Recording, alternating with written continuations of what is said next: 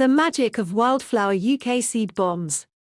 Wildflower seed bombs are an ancient and effective way to restore biodiversity. Used by the Romans and Japanese farmers, this time-tested technique is perfect for transforming barren spaces into vibrant habitats. Today, they're helping revive biodiversity around schools and gardens. Seed bombs are small balls of soil packed with 30+ native wildflower seeds. Their casing protects seeds from predators, harsh conditions, and dehydration. Simply drop them onto bare soil, water in well, and let nature take over.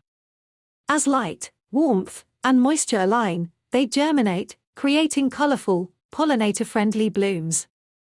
Loose seeds often fail due to poor soil pH, predation, or drying out. Seed bombs solve these problems by shielding seeds until conditions are ideal, making them far more effective. They are perfect for beginners, gardeners, schools, and community projects, inspiring care for nature while brightening up neglected spaces. More details in the link below.